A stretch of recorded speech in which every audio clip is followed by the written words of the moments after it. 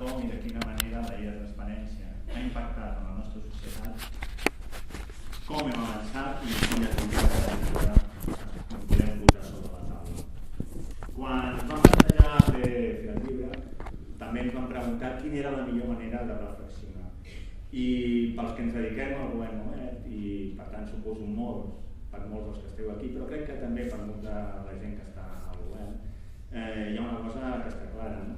Que és que quan vols prendre una decisió i quan vols entendre bé un problema i quan vols reflexionar, quan més obris la teva decisió, quan més obris la teva reflexió, quantes més veus externes incorporis en la decisió, millor serà el resultat d'aquesta reflexió. És una mica la idea aquesta de la intel·ligència col·lectiva.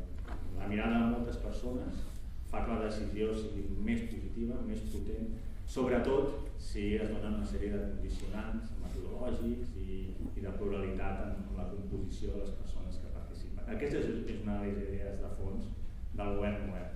Obrir el govern de manera que les decisions que prenem com a institució siguin molt millors.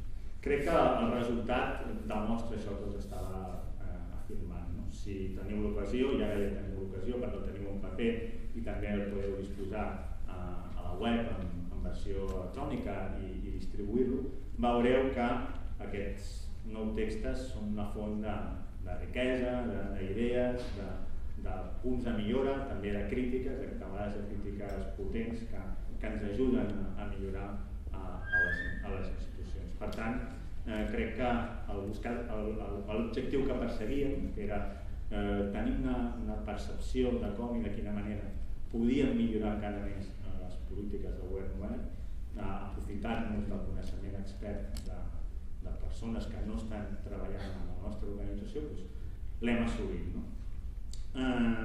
I avui volem una mica continuar amb aquesta línia.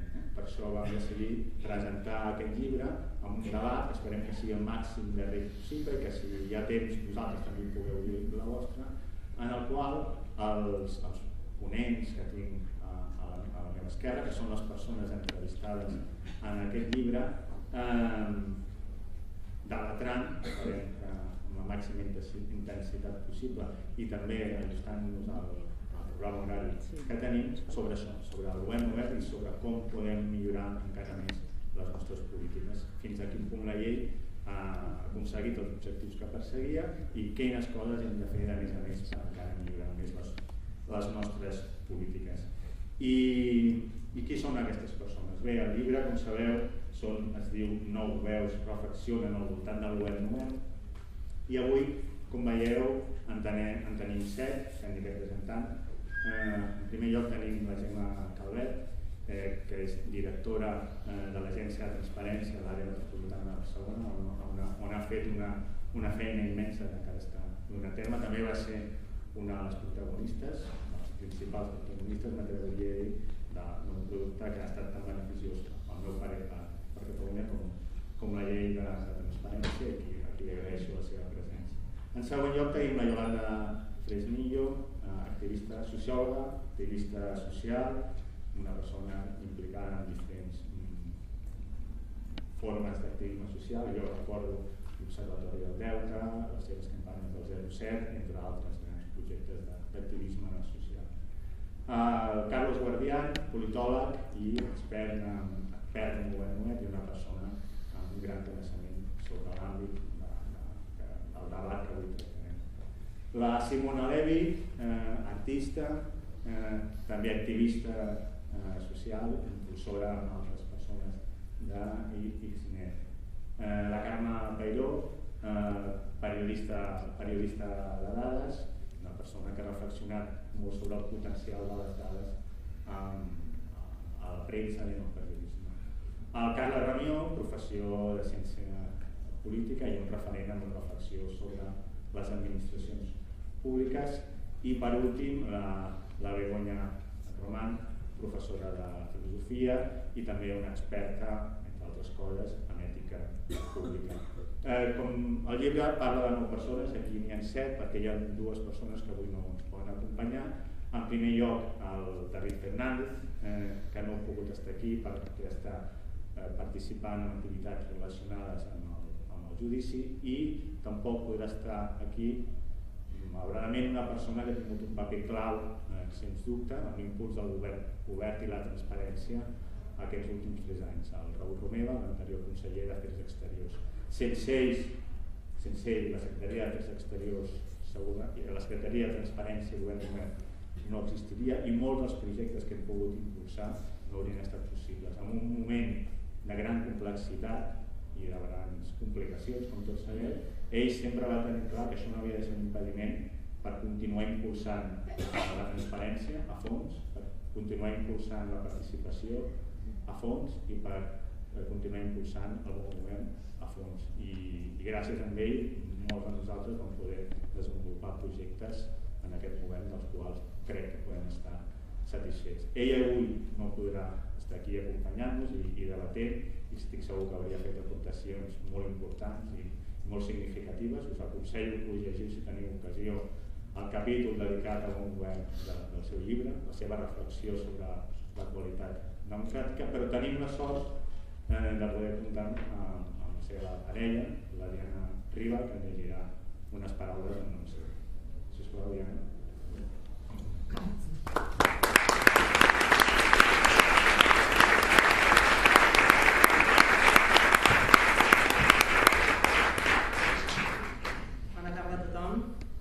Voldria començar agraint la invitació per participar en aquest acte, especialment al conseller Alfred Bosch, i també per l'interès i l'estima que sempre ha mostrat cap al Raül i cap a la seva família. Gràcies, Alfred. Veig també moltes cares ben conegudes, les d'amics, col·legues, amb qui el Raül va compartir bona part del treball i de la voluntat que es mostra en aquest llibre que avui es presenta. El Raül estaria molt content de poder trobar-se avui aquí amb vosaltres i poder debatre sobre el significat de conceptes com governança, política, justícia, democràcia o ciutadania, i com es relacionen aquests conceptes avui amb les societats modernes. Com sabeu, la transparència i la qualitat democràtica sempre han estat per ell una prioritat política, on ha tingut un compromís molt especial. Malauradament avui el Raül no pot ser aquí, segueix a la presó provisional des de fa més de 378 dies i afronta la 4ª setmana d'un judici polític on, com hem vist, més enllà de les persones o fets concrets, s'està jutjant el significat i l'abast de molts dels conceptes que avui també debatreu aquí. No obstant, des de la distància em demana que us adreci aquestes paraules. Amics, amigues, us voldria agrair que em doneu veu en aquest acte. Una iniciativa molt remarcable, ja que des d'espais de reflexió com aquests motivem el canvi cultural necessari per modernitzar no només les nostres administracions públiques, sinó també la nostra societat. La desconfiança ciutadana creix a tots els països de l'OCDE. Cada cop apareixen més resistències a l'acceptació de les decisions institucionals per part de la ciutadania i una major exigència d'adaptació de les polítiques i serveis públics a la diversitat. El problema no es limita a les administracions públiques, perquè també s'estén a les altres institucions representatives com els governs, els parlaments o els partits polítics. La conformitat a l'autoritat està desapareixent en una societat cada cop més crítica i que no se sent escoltada. La crisi actual es basa en la percepció general d'inseguretat sobre el bon ús dels recursos públics i en la sospita que l'actuació política s'aparta de l'interès general, però també perquè els discursos polítics es simplifiquen enfront de la complexitat dels problemes socials. Apareixen explicacions senzilles que tenen credibilitat, tot i ser molts cops falses. Quan l'opinió pública va per una banda i els electes per una altra, les institucions democràtiques no acompleixen bé la seva funció de representació, el que obre la porta a aquesta desconfiança creixent, que ens interpel·la per a repensar i redissenyar la pròpia democràcia. La confiança només es pot recuperar amb una relació més estreta, amb electes que escoltin i retin comptes. Tenim, doncs, el repte de millorar la qualitat de la democràcia gràcies a la implicació activa de la ciutadania. En les societats democràtiques del segle XXI, Les institucions públiques no poden governar aïllades. Al contrari, tenen l'obligació de fer-ho amb la ciutadania, de cogovernar. Cal, doncs, més llibertat, més democràcia, escoltar més les persones i fer-les participar activament en les polítiques públiques. Això implica un canvi cultural i organitzatiu, un repte cabdal que ens implica a tots per realment merèixer la màxima confiança de la ciutadania. Una confiança que estic convençut que amb debats com aquest i des de cadascuna de les vostres accions com a govern sabreu fer créixer dia a dia. Moltes gràcies per escoltar-me, moltes gràcies pel vostre compromís.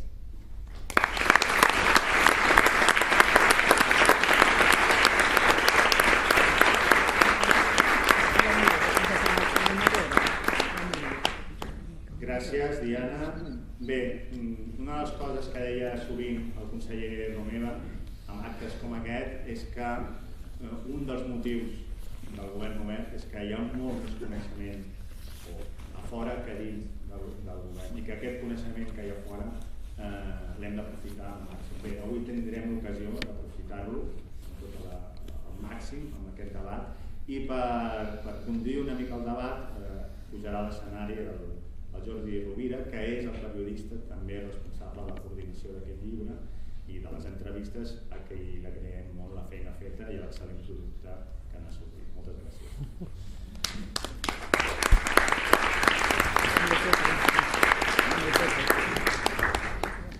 Bé, l'idea és fer un debat àgil, l'idea és fer un debat amè i fer el contrari del que passa en els debats electorals.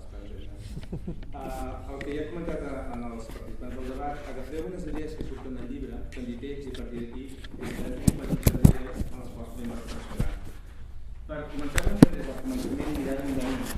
En Raül Romeva, al centre d'esta diu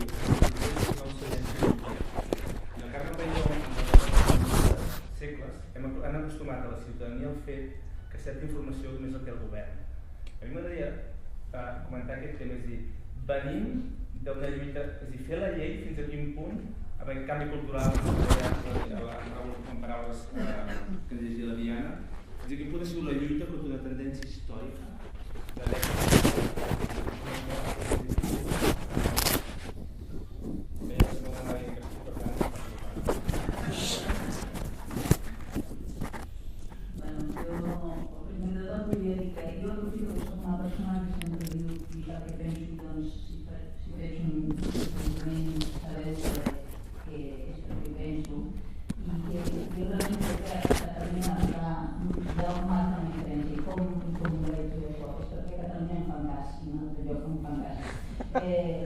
Vull dir que realment aquesta idea de contribució i d'intercanvi de persones de fora que estem fent activisme i d'institucions a Catalunya succeeix de veritat per gent com la gent que està treballant amb el govern obert i també per gent com el Raül,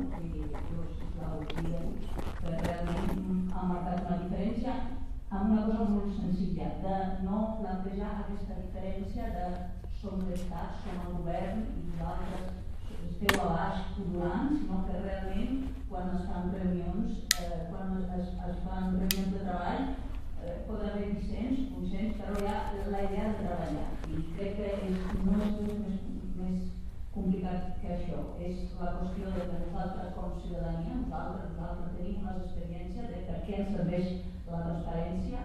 De fet, volem més transparència i més participació perquè volem deixar de participar i volem poder tenir canals per controlar les nostres institucions sense que sigui una complicació com és ara i justament es tracta de que les institucions posin a funcionar, posin en marxa els canals.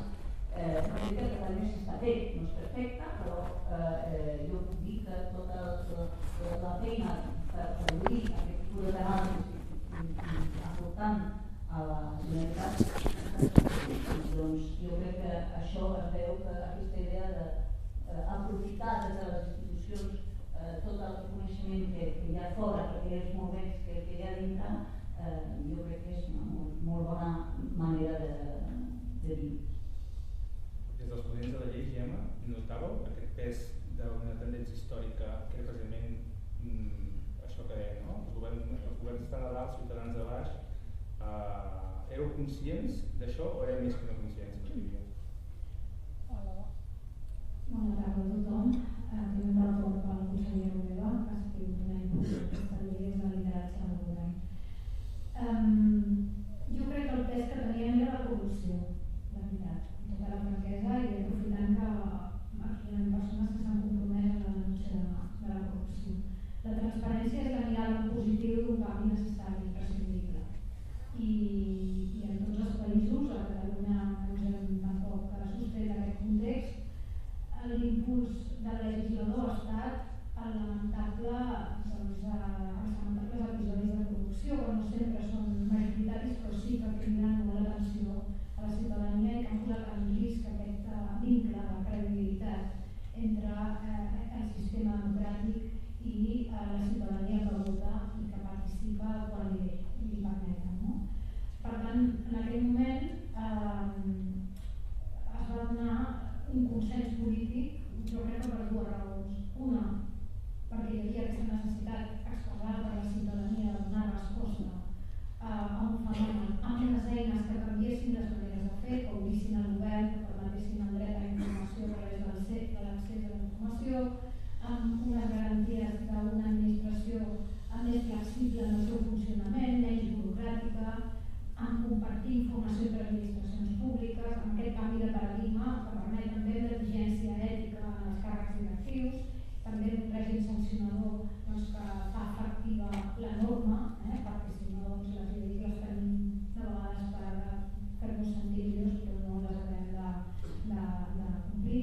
Aquest era el pes, i l'altre era el pes també, més que el pes al motor, de ser capaços de fer una cosa junts, i això ho vull posar en valor. No? Jo crec que el paradigma del bon govern, que no deixa de ser l'expressió final del perquè de la transparència, ens permet treballar plegats, inclús espais polítics divergents en projectes polítics.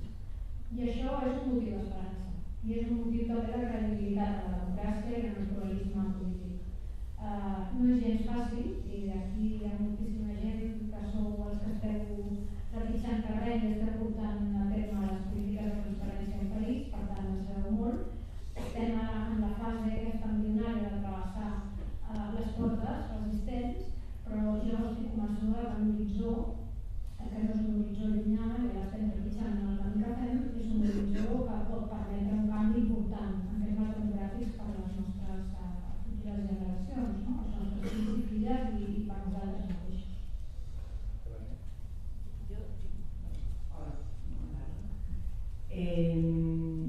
Jo sí que penso que hi ha una, no sé si va passar la història de la tradició, però sí una tendència a l'administració pública, i dic des de l'experiència, no des d'haver analitzat, no estudiat des d'un punt de vista acadèmic el funcionament de l'administració pública, però sí des de l'experiència d'activistes que hem intentat interactuar amb aquesta administració pública o fins i tot professionalment portant temes de pressupostos participatius, per exemple, i treballar amb diferents capes, diferents nivells d'aquesta administració pública, i no estic parlant exclusivament de la Generalitat, sinó d'ajuntaments, del propi Estat, de la Unió Europea, encara més complexa, i et trobes amb aquesta actitud de la ciutadania, una certa desconfiança, no sabrà entendre aquestes dades. Ells que saben, no? Ells que saben, nosaltres tenim el coneixement sobre com tractar aquestes dades,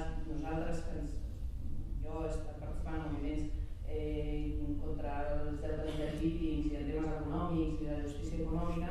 Clar, les dades que demanem són sensibles, perquè són pressupostos al màxim de l'any, és deute, és contractació pública, són temes econòmics, no? I hi ha una desconfiança cap a la ciutadania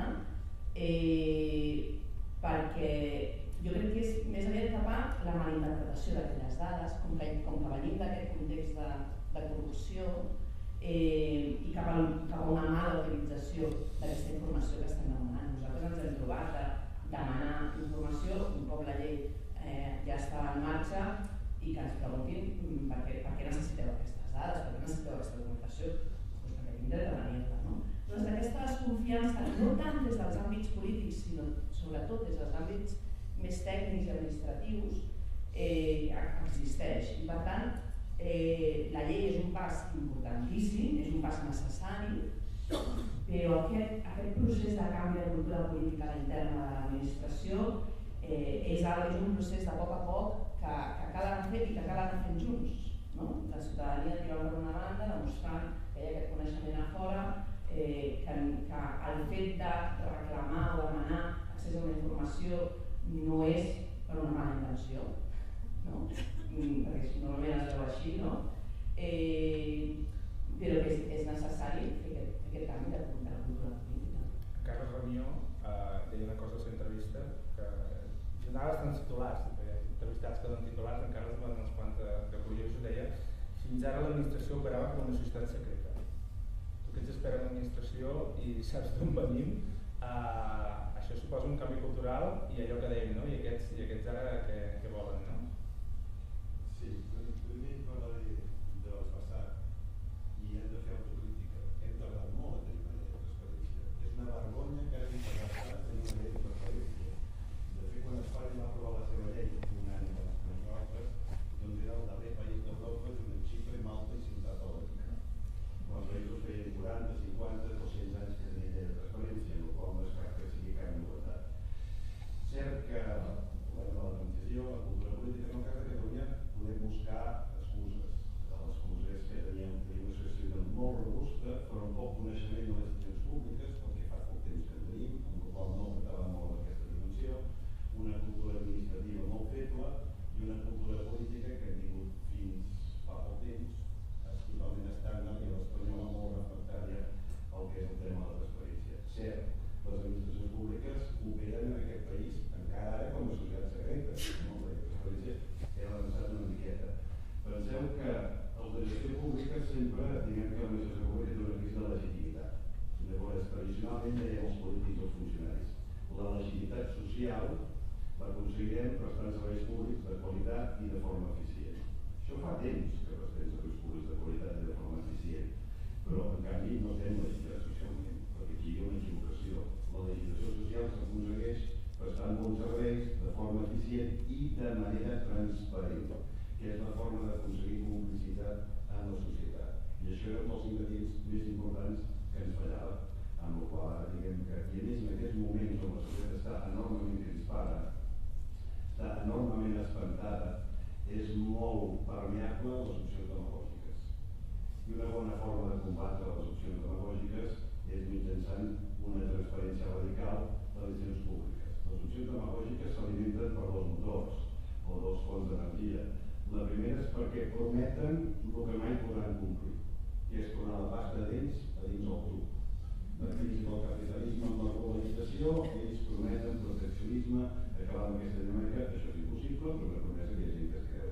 I el segon element, el segon motor que tenen, és la manca de transparència de les institucions, que fa que hi hagi la sospita que les institucions públiques estan capturades per unes elits extractives, per una classe política determinada, fixeu-vos en el terme casta, que fa que la gent desconfia en les institucions. Però l'única manera que tens per frenar opcions de caràcter populista és siguent radicalment transparent. Tenint en compte que la transparència és un valor controvertit, no tot ha de ser transparent. Si les empreses no tenen per què ser transparents en una part, perquè si no tothom sabia la fórmula de Coca-Cola. Les famílies no tenen que ser transparents totes elles, perquè imagineu que tots els pares sabien tots els fills i els fills sabien tots els pares. La família quedaria totalment destruïda. L'administració pública també ha de tenir alguns espais, els fons reservats, els serveis secrets, però la resta ha de ser radicalment transparent per aconseguir aquesta legitimitat. Parlant d'aquesta legitimitat, volia fer referència a una cosa que diu Carlos Bodian, que diu, curiosament, diu Espanya ha passat una cosa al revés en altres països, que és com més transparent al començament, com més transparència s'ha donat menys confiança en els polítics. Per què? Perquè han saltat, gràcies a la transparència, casos de corrupció que se'ls referia la Gemma fa una estona. Aquest anar tard, i a més, quan surt, resulta que et genera al revés del que busques, és un pas que passa al començament fins que realment una mica neteja a nivell de corrupció, o és inevitable? Bé, com ha dit el Carles, hi ha països que tenen moltíssima tradició, de la transparència, sobretot els anglosaxons. Per exemple, les Freedom of Information, des de fa moltíssims anys, ho tenen tot molt protocolitzat a l'hora de poder accedir sobretot a la informació de les administracions o dels propis ciutadans.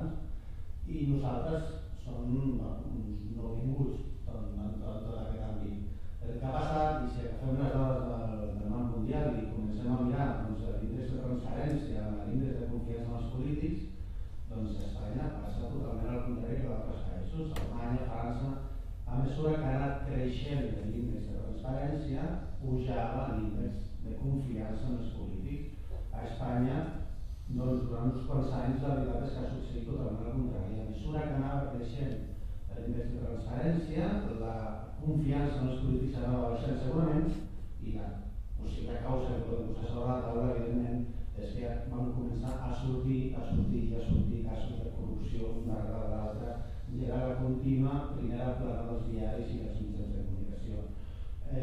Jo quan vam fer la conversa, jo li comentava que espero i crec que de mica en mica això s'anirà reproduint i que la nostra societat, evidentment, acabarà tenint confiança en les administracions, en les institucions, en els polítics, gràcies a que tinguem una transparència que sigui forta i que realment ens pugui donar confiança en aquella gestió de govern que s'està fent, gràcies a que puguem tenir eines de fiscalització i de control de que la gestió s'està fent de manera adequada als nostres objectius, és a dir, al benestar general, ja que la societat hi pugui guanyar dia a dia. Begoña, Carme, moltes gràcies per la invitació. A mi m'agradaria introduir el concepte de complexitat, perquè sovint posem les coses com blanc i negre i massa dicotòmiques, transparència, oscurantisme i legitimitat i eficiència. No? I m'espera, per exemple, en el concepte de participació, que és el que més vaig parlar en el capítol que està en el llibre. Moltes vegades la por a la participació és perquè efectivament venim d'un ambient paternalista en el que creiem que el poble, la gent, no sap el que li és més convenient i per tant s'ha de fer un paternalisme sociològic i justificat, no? I per tant tot el poble però sense el poble. Després passem a un populisme absolutament groller de tot el poble perquè el poble si ho demana i caem en un totalitarisme populista. Potser val la pena recordar que la legitimitat que efectivament sempre ve de les bases, sempre ve d'aquesta participació de la ciutadania, però aquesta ciutadania, per poder participar, efectivament ha de tenir la informació, però també el deure de gestionar la complexitat en entorns molt accelerats on no compartim supòsits bàsics. Per tant, per mi, el concepte d'eficiència de la participació, una vegada la legitimitat, no la qüestionem, la legitimitat de les bases del tema, l'eficiència de la participació raurà en quin seguiment fem dels acords una vegada hem tingut èxit en els processos participatius.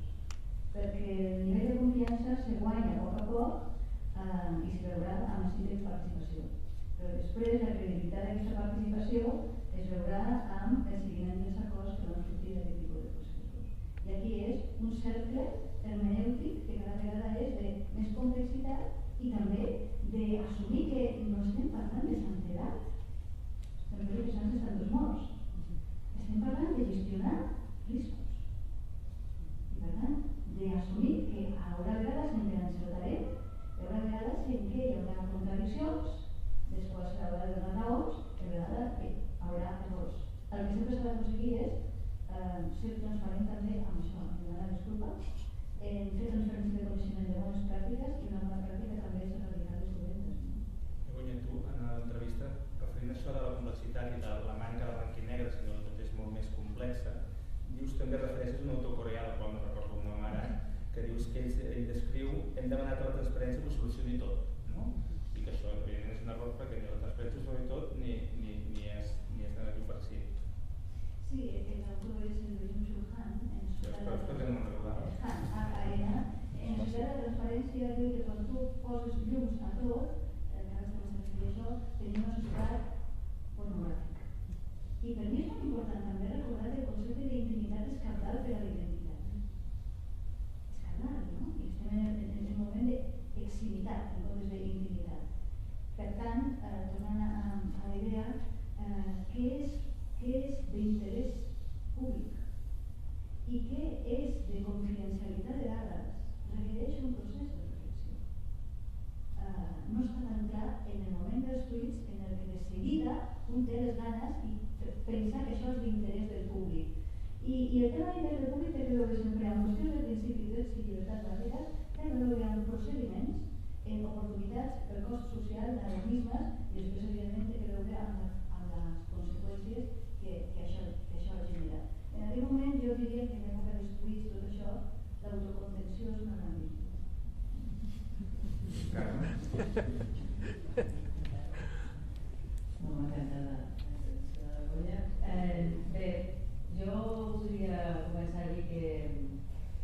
He sortit 3 paraules en tot el llibre que també sortiran en aquest debat, que ja han sortit en aquesta zona de debat, que són transparència. Tots ens hem referit a algun aspecte de la transparència que significa enfocar a la ciutadania, que seria la segona paraula, i per mi podria ser igual o no a confiança, en funció de com es tracti aquesta transparència i en funció de com la ciutadania agafi aquesta llei de transparència i totes les mesures que hi ha a la seva disposició. I la confiança en temps d'internet és, ho sabem per altres temes posats en l'àmbit, per exemple, de la informació i del periodisme, la confiança és molt difícil de tenir i és molt fàcil que se'n vagi de les mans, és molt fàcil perdre. La confiança ho sabem per les fake news o les notícies falses, ho sabem per moltes altres experiències malaurades que venen a través d'internet i d'aquests canals ràpids i d'aquesta acceleració i d'aquesta no reflexió del moment que estem vivint. I jo voldria afegir aquí, agafant la paraula complexitat, perquè també ha mencionat la Begoña, que tenim una llei de transparència que ens dota tota la ciutadania d'un potencial enorme que no teníem fa 5 anys, que arriba molt tard aquesta llei, perquè jo també quan ho deies ja el 2012 i el 2013 estava dient en congressos i en jornades com pot ser que no tinguem una llei de transparència, però que alhora hi ha complexitat, perquè des del punt de vista de la ciutadania estic parlant sempre i des del punt de vista, ho veiem els periodistes, quan intentem accedir a informació pública, és complexa tal com s'ha plantejat. Jo crec que una de les coses que vull deixar aquí com a autocrítica, malgrat que hi hagi un grup d'activistes molt freds, com heu comentat ja, que és igual si aquesta llei està redactada en termes que no l'entén tothom, és igual si intento fer una petició d'informació i m'atraco aquí i em torna a dir no i ara canvia el sistema, és igual perquè al final la gent que hi vol doncs arriba, però s'hauria de facilitar, no? I aquí ja començo a posar, jo he de dir que com a periodista sempre he mirat quan he volgut fer una petició d'informació a la llei espanyola i a les administracions que pertoca i els grans problemes que tinc i la gran comunicació que tinc per aconseguir aquella informació pública i he de deixar sobre la taula que això no passa aquí a Catalunya, que sempre he tingut molta proximitat amb els responsables que formen part de tot el sistema de la llei de transparència i que m'ha estat molt fàcil com a periodista poder dir, expressar que no arribo aquí, això no funciona i que ràpidament això canvia i que l'accés és molt més senzill i que s'accedeix millor. Però tot i així, m'agradaria si hi ha l'oportunitat de comentar. Sí, no hi ha res del que s'està comentant. Penso que el canvi radical que planteja el paradigma de la transparència és de fet en la consulta i en l'exercici de llibertat. I aquest és un antic repte que, diguem, quan es va comentar el sistema democràtic, per això se li diu regeneració democràtica. De fet, quan es va conceptualitzar el sistema democràtic actual en l'estat modern, es va partir de la necessitat de superar un poder nepòtic, tirànic, de l'antic règim i construir aquesta separació de poders. Però hem de constatar que la nostra democràcia, en la que estem, està basada en un poder maquiavèlic. És a dir, la tècnica de Maquiavel és la tècnica que ha acompanyat en general l'acció política i diria també el concepte d'autòritas administratives, d'autòritas en un sentit pejoratiu, aquella llunyania del ciutadà, la gran burocràcia que fa impossible allò tan senzill. Per tant, el canvi de poder és el repte real, en lo micro i en lo macro.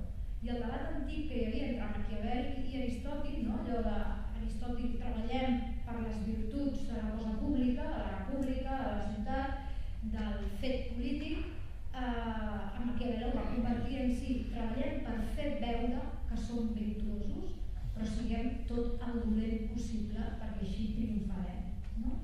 Aquest encara, jo crec que aquest binomi encara persisteix en el micro i en el macro. Si ens posem a mirar tècniques directives de determinats models de gestió, encara ens trobem en aquesta confiança massa extesa en la dinàmica maquiavèlica, i ho dic en un terme empíric, no en un terme adjectiu. Ara, tenim altres referents, i jo crec que aquests referents, mira, des de l'últim llibre de la Marina Garcés, passant pel Gerard Mora, i anant una mica més enllà, doncs l'Anna Arendt, o per exemple el mateix Aristòtil, no? O Marc Aureli. Si volem aprofundir en el que representa la nostra tasca, més enllà d'aquests paràmetres burocràtics de com és possible l'accés o no, al final són persones que decideixen. I el factor persona. El factor persona que t'ha de dir si et lliuren o no lliuren una petició de dret d'accés que s'ha formulat o busca aquell subterfugi per fer impossible allò tan senzill que és lliurar un document. La persona que converteix un sistema d'administració electrònica en un laberint impossible de recórrer, quan està constituït per fer-ho més fàcil. És aquí la perversió que encara persisteix. Per tant, jo crec que hi ha molta feina a fer, és molt interessant aquests debats i jo crec que tots estem convençuts que hem d'escoltar-nos molt, treballar, fer molta autocrítica dels nostres propis sistemes, perquè són tots millorables, però estem transformant el concepte de poder i estem apropant, en aquesta regeneració democràtica, estem apropant i tot el que és, sense els maximalismes del que pot donar de si la condició humana, perquè som el que som, que allò col·lectiu permeti una millora del que està estandarditzat com a procediment en la nostra regulació col·lectiva, no? Que l'administració de les primeres expectatives. Sí, el que passa, Gemma, referint-nos a Maquiavel, els partits polítics, tu deies en la teva entrevista, l'assignatura pendent és que els partits apostin d'una manera molt més determinada per la transparència dins dels seus webs. Si no m'equivoco, la referència era per un estudi d'un informe del síndic de Greuges que va dir que els partits mateixos no eren prou transparents, i llavors, per tant, fins a quin punt, jo us pregunto a tots, els ciutadans poden creure amb la llei quan veuen que els partits, que són qui l'han d'executar i qui l'han d'encapçalar, no ho fan d'ells mateixos, i fins a quin punt fan veure i no s'ho creuen. Fas la pregunta més difícil, perquè normalment quan respons a aquesta pregunta poden passar factures. Jo penso que els partits estan en un procés de reflexió interna, tots en general. Que la demanda sobre la transparència dels partits l'ha de fer la ciutadania, segur. Que la demanda de debats més transparents entre els propis partits en la presa de decisions, les designacions de càrrecs, totes aquestes qüestions estan venint. Jo crec que cadascú fa els seus esforços. Ara, les webs, la publicitat activa dels partits polítics, doncs només sols a casa nostra que estan malament. Em sembla que hi ha estudis europeus que diuen que són les webs més complicades a l'hora d'obtenir les dades que s'han de publicar. Jo crec que és una pràctica, un exemple, però hi ha institucions, i no n'esmentaré a cap, que es poden dedicar al tema de la transparència i tampoc són les més transparents. És a dir que, de fet, tots hem d'automirar-nos constantment a veure si les expectatives que estem generant nosaltres som capaços d'assumir-les, no? I parlo també en nom propi de l'Agència de Transparència de l'Àrea Metropolitana. Jo penso que també amb aquest canvi de cultura política i de paradigma que no sé si estem vivint o volem viure, aquesta diferenciació entre partit polític, els partits polítics i l'administració pública, la ciutadania la pot viure cada cop més en funció que el paradigma funcioni a l'administració pública, independentment de que els partits polítics avancin amb altra feina. M'explico, si tu estàs a qualsevol ciutat fent pressupostos participatius i aquest exercici de pressupostos participatius en el qual criden a participar està acompanyat d'una voluntat de transparència de que puguis accedir a la informació per poder, com deia la Begoña, el binomi participació-informació és indissoluble, per tant, sense aquest esforç ja no de la ciutadania per accedir a les dades, sinó de l'administració per oferir aquesta informació, acompanya una porta oberta de participació. Si aquesta experiència és positiva, la teva confiança en l'administració pública i en la transparència i en aquest procés de participació millorarà. Si tu formes part d'una plataforma ciutadana que qualsevol altra administració i l'experiència és positiva perquè hi ha una persona darrere, i això és molt d'acord, que ha fet aquest canvi de paradigma i que per tant no buscarà la ciutat fugir per no contestar-te, sinó que buscarà la manera de donar accés a aquelles dades d'una forma que siguin comprensibles o si no, la resposta serà espera que hem d'aclarir alguna cosa, però clar, nosaltres hem rebut respostes de la petició no és prou concreta, tanquem la petició. Home, clar, si l'experiència és aquesta, desconfies en l'administració pública i trasllades aquella desconfiança que tens en els partits polítics a l'administració pública. Però crec que si l'experiència es separa, diguem, no? I en aquest sentit, i abans deies que en realitat estem parlant de poder, no? I això també s'ha de fer, s'ha de poder entendre des de l'administració pública, des dels estaments tècnics, des dels estaments directius, potser no polítics, de l'administració pública. La participació és un joc de poder per resultat zero. Si tu dones més poder a la ciutadania, li estàs traient poder de decisió a algú, sigui un representant polític, sigui una capa tècnica. I aquí és on hi ha aquestes coses. Aquest canvi s'ha de poder fer perquè aquesta experiència de participació i aquesta experiència de l'accés a la informació tingui un resultat positiu. Sense això, per molta llei que tinguem, per moltes facilitats teòriques o jurídiques que posem sobre la taula, aquesta desconfiança no se superarà. Simona? Jo volia agafar aquest tema de les perversions i de la dicotomia al voltant de la transparència, perquè passa una cosa, que no sé si ho recordeu, però en el 15M tots estaven demanant això. Ara sembla que la transparència ve del cel. No, la transparència, estàvem tots demanant transparència i participació només el 2011, no fa gaire. I la idea era corregir la transparència serveix per corregir una asimetria, un desequilibri de poders, no? I aquesta societat secreta que té els diners, la força i el poder, i la gent que volem saber què passa ahí dintre, i la transparència ens serveix per apropar-nos. I què passa?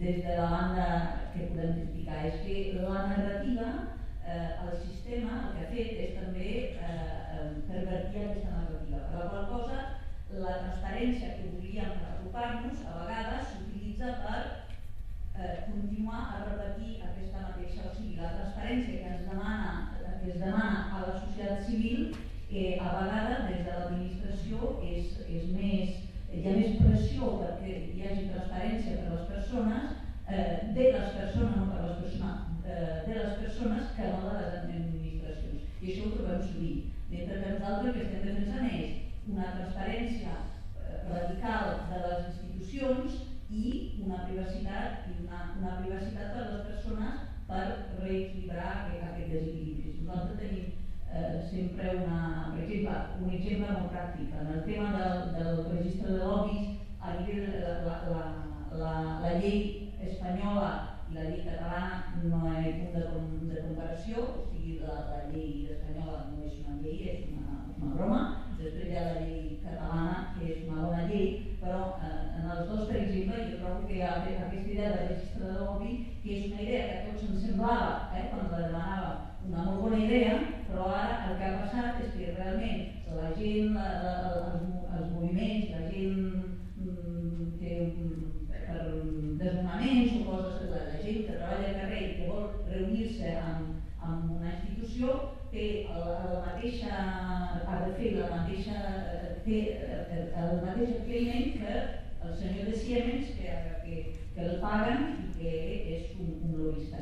I en aquest sentit no hem canviat, hem només reproduït aquesta distància, però hem pujat de nivell.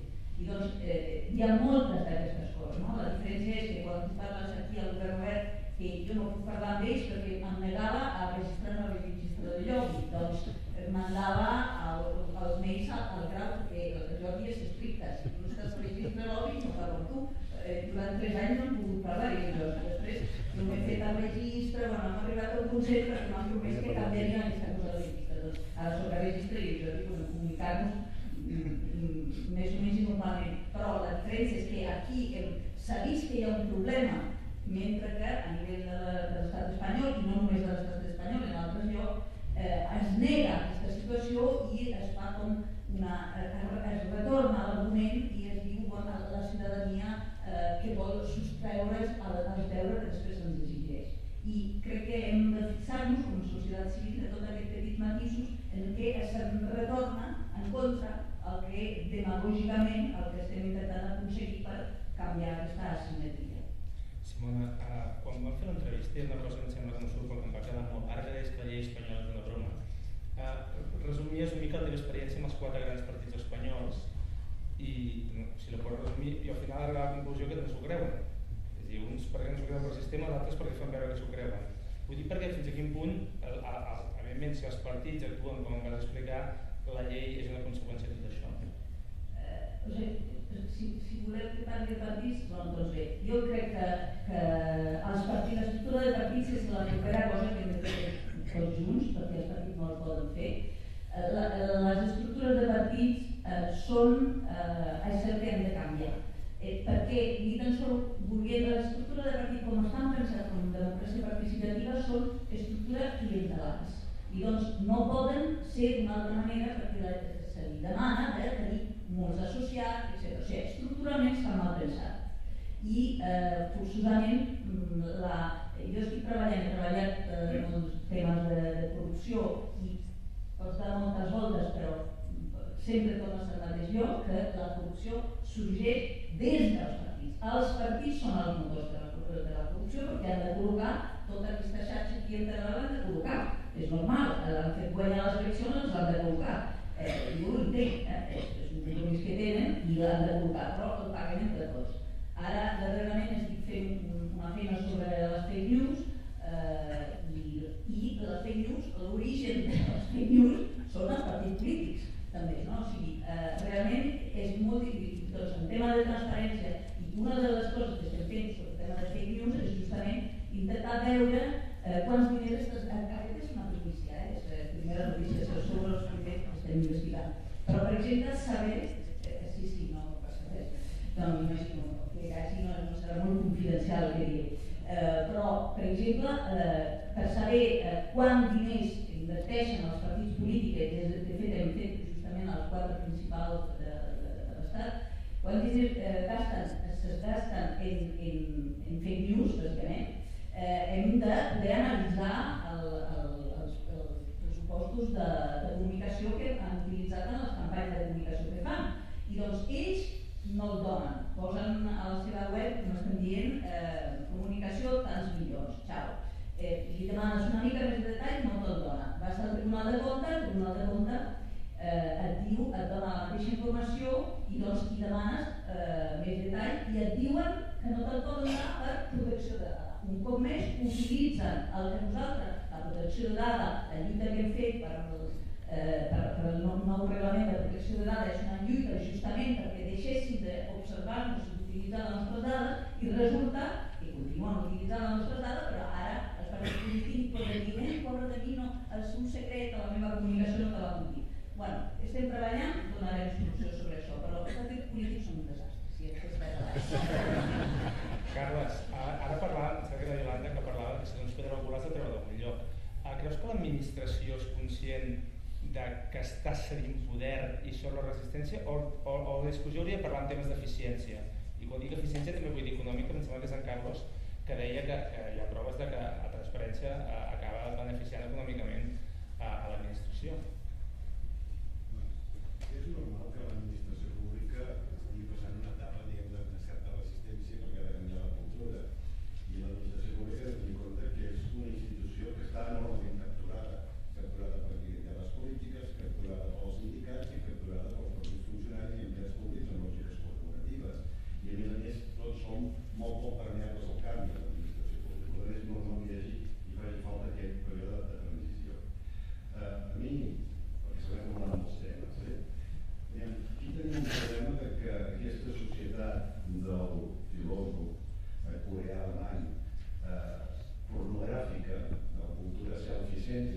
llistó més voyerista i exhibicionista alhora, on tenim informació sobre ell de tot, perquè és informació poc transcendental, però en canvi l'important no la tenim.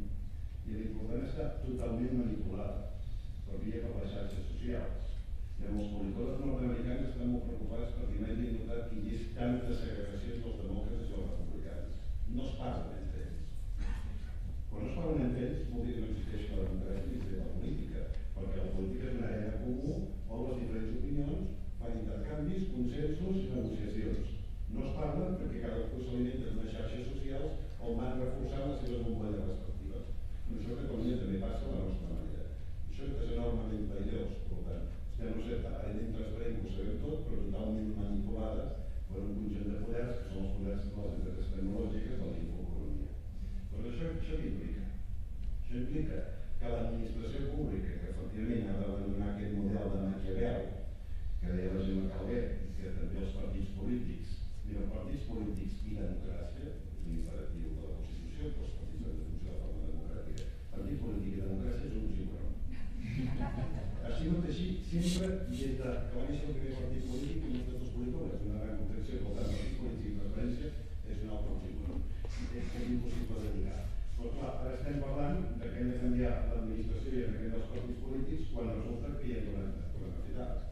Perquè el poder real que dona l'Estat i l'administració pública ja no el té. Sinó que el poder està en l'economia, el poder està en l'economia, el poder està fora de l'Estat, fora de l'administració pública, fora dels partits polítics. Perquè el gran canvi tecnològic, el que ha implicat és un canvi també de tipus dels intermediaris. L'administració pública és una barrera entre els ciutadans, la defensa de l'economia i general. Els partits polítics és un intermediari que volen aconseguir el poder, però la gran funció que fan com a intermediaris és que seleccionen mèrits. És a dir, entre els seus afiliats i militants, seleccionen unes elits que són les que es governaran. Doncs ara ni això fan els partits polítics, perquè qui va triar el Donald Trump, qui va triar el Macron, qui va triar el que està més a prop, no va triar el partit polític, sinó que els líders, aprofitant les xarxes, fan un bypass al partit polític i introdueixen directament a la ciutadania, en el qual aquí tenim una crisi de poder. Òbviament, els partits polítics seran menys transparents que mai perquè estan en crisi. Perquè estan en crisi de supervivència. L'administració pública li costarà molt ser transparent perquè estarà llegida, òbviament, pels polítics que se senten molt en crisi i no tenen poder. És clar, i si parlem de la participació ciutadana, llavors, això de la participació ciutadana és una cosa que ho veiem molt maca. Però si els ciutadans ho saben tot, però resulta que no saben res perquè estan perfectament manipulats, així com poden opinar. De fet, jo als estudiants de Drama els dic, no, o cada vegada és molta menys participació ciutadana, perquè els ciutadans només diuen que tonteries i borrades. Aviam, és de matisar això. La participació ciutadana ha arribat aquí per quedar-se. I és una nova forma, evidentment que els ciutadans estem empoderats, tenim més informació, hem de decidir junt amb els activistes polítics, etc. Òbviament que hem de cogestionar serveis, això ha vingut aquí per quedar-se. Però a nivell micro, tot està inventat, els que ho havien inventat. Els grecs tenien un truco, que els ciutadans eren el 10% i el 90% eren esclaus. Un truco que nosaltres podem aprofitar perquè el 90% seran robots i el 10% serem els ciutadans que podem participar confortablement. Però després els grecs sempre deien, això funciona si són 5.000. Si són més de 5.000 ja no funciona. Per un article molt interessant al país de Josep Maria Colomer que parlava del Brexit o del referèndum a Colòmbia i fixem que cada cop que es convoca un referèndum, que és una forma de democràcia directa, de participació directa, sempre surt l'inesperat i el que no hauria de sortir d'una manera sensata. I ell argumenta que això està molt estudiat des dels grecs, en societats complexes, molt diferents, molt heterogènies entre elles, aquestes lògiques de participació ciutadana tipus referèndum que són dicotòmiques, per tant són molt reduccionistes, la gent no acaba d'extreure aquella intel·ligència col·lectiva. Per què? Perquè la gent no contesta la pregunta, la gent contesta per altres elements. Si un referèndum ho convoca el Rajoy, tu votaràs contra el Rajoy encara que te proposi una cosa que sigui molt sensata i molt interessant. En el cosa diu, això no funciona mai la democràcia directa, a gran escala. Però en funciona a petita escala. Per tant, aquí el que hem de fer és prioritzar la pressió ciutadana a nivell de ciutats, de barris, de pobles, que són la forma on tenim grups que són molt heterogenis, on la informació més o menys circula d'una forma més directa i més neutra, i llavors sí que són capaços d'enfrontar-se als problemes complexos. En canvi ara, de fet, tal com està amb aquesta transparència pornogràfica que realment no és transparent, els ciutadans cada cop estan menys capacitats per prendre decisions de tipus complex, i això és una paradoxa. La Carme m'ha donat la paraula, però abans, Carme, referent a això que ha dit en Carles, a la seva entrevista, dius, en els últims anys, per allò de rebaixar la participació, no? En els últims anys, més que una evolució de la participació ciutadana, el que hi ha hagut és una involució. És a dir, que pot semblar que és més participació i el que ens dius és no, ni està ben menys. Sí, correcte. Pel que deia en Carles? És a dir, l'efecte de cada cop voler demanar més participació a la ciutadania, el que ha provocat ha sigut realment que la ciutadania pugui participar menys o tingui menys poder de decisió respecte de tot allò que s'està fent. S'estan oferint moltes opcions, però en la majoria d'ocasions realment no s'acaba de recollir i de fer efectiu tot allò que s'està demanant en els processos de participació. Moltes vegades es convoquen reunions, es convoquen workshops, es convoquen moltíssimes coses que al cap i a la fi acaben sent només un aparador per poder justificar precisament aquests processos de transparència. Però no només en el món real, per dir-ho d'alguna manera, com deia el Carles, el tema de la tecnologia, el tema d'internet, doncs totes aquestes bombolles que s'estan generant al voltant de la societat, doncs fa que realment moltes vegades estiguem visquent en el nostre propi barri digital i no ens enterem del que està succeint al barri del costat. Per tant, aquesta desinformació realment pot provocar que sigui molt fàcil la manipulació en processos de participació de decisió, sobretot si ens referim a lo que és l'àmbit digital. Nosaltres, jo fa uns anys vam participar en unes experiències de poder demanar reformes de cara a l'administració pública i una de les que va guanyar, és a dir, la que va guanyar directament deia d'eliminar l'estatus del funcionari, o sigui, perquè veia una mica i s'havien posat d'acord un grup d'usuaris per poder votar i afavorir aquella decisió. Però home, quan va arribar a la Casa Blanca, doncs van afavorir també un procés també per demanar a la ciutadania opcions per poder dur a terme dintre de la seva administració. La primera que va guanyar va ser la legalització de la marihuana. Ara s'està fent efectiva en molts estats dels Estats Units tot el tema del consum de la marihuana, però en aquell moment realment va ser molt disruptiu perquè un grup d'usuaris es posava d'acord a l'hora de fer efectiu que una opció sigués majoritària per sobre de les altres. Això s'anomena astroturfing i és una mica aquesta manipulació que tenim al nostre voltant. I depenent de l'entorn en el que nosaltres estiguem treballant i afavorint aquests processos de participació, s'ha de tenir molt de compte amb aquest tipus de manipulacions perquè realment poden pervertir completament l'objectiu amb el qual aquest procés s'ha posat en marxa. Havia de donar a la Carme i la Simona. Mira, han sortit tantes coses que jo ara ja estava aquí anotant mentre us escoltava tot i em surt una paraula tota l'estona aquí en les meves notes que és acceleració. A veure, i lligant també el que deia el Carlos i com hem arribat a aquest moment de bogeria participativa a través de les xarxes socials, no?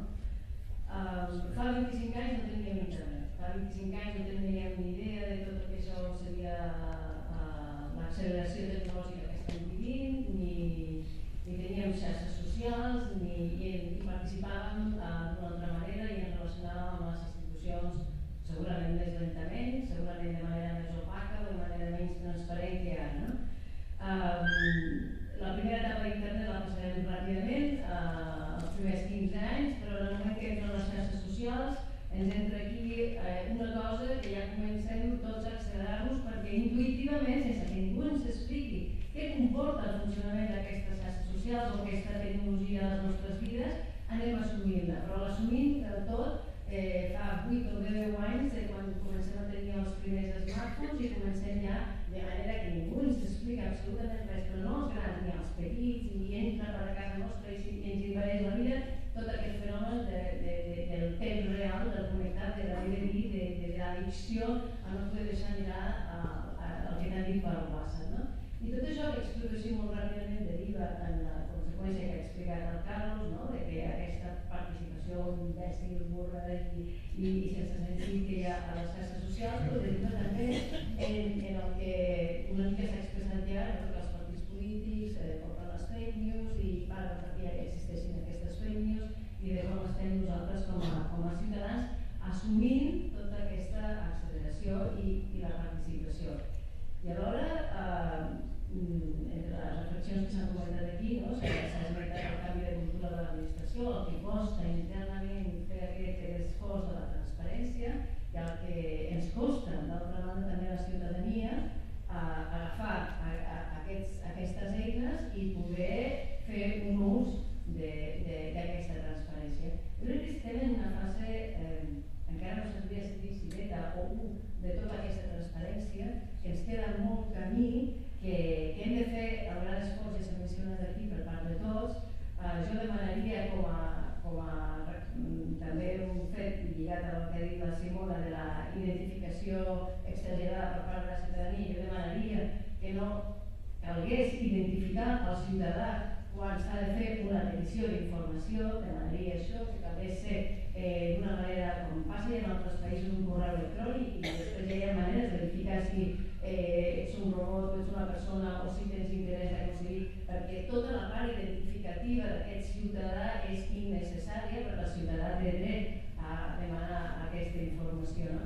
I crec que això podria ser sobre la taula de que de sobte surten termes com spoofing i fake news i molts altres conceptes que en realitat ningú ens ha donat aquesta base, i sobretot els adults, ja no dic els joves, però els adults, ningú ens ha donat aquesta base per entendre què s'està passant amb aquesta addicció, aquesta acceleració, aquesta participació que realment no té molt de sentit i que no tenim temps ni a lamentar-nos ni a reflexionar com actuem com a ciutadans, ja no ni com ens relacionem amb les administracions.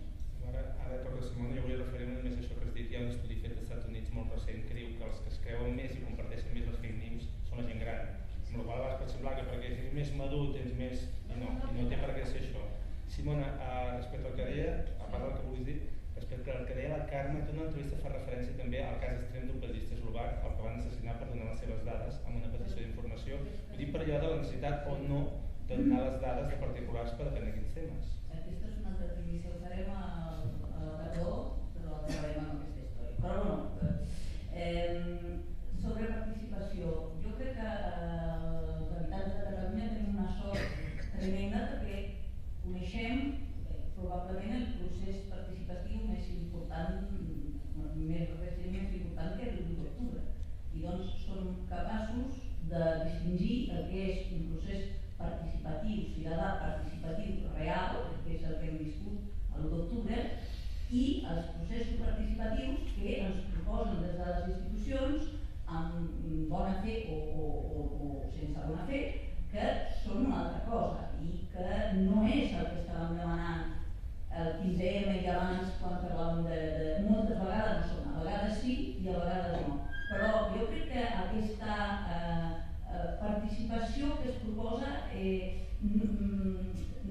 no és que és la ciutadania, és que la participació que s'està proposant encara no ha arribat a un nivell de la participació que volem per moltes coses que ara no tinc temps de veure però que no tenen res a veure, per exemple, amb el fet de ser directe o no directe. Hem vist, per exemple, que l'1 d'octubre no és horitzontal.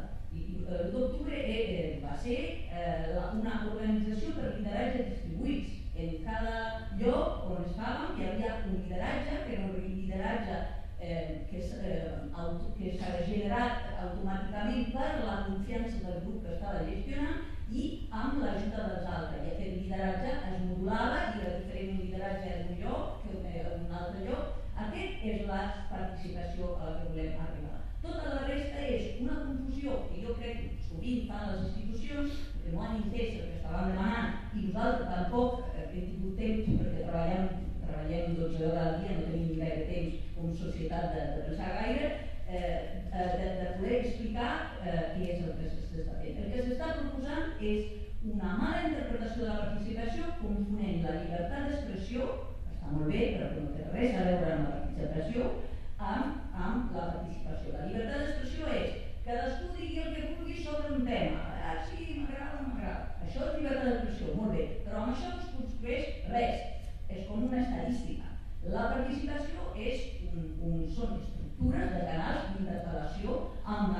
i en la qual hi ha elements de corresponsabilitat entre la societat civil i les institucions, de responsabilitat de la societat civil i de responsabilitat al mateix nivell de les institucions. I això no el veiem sovint. I per això que no parlaria del que no funciona de la participació en el sentit del que estem veient, perquè el que estem veient no és participació.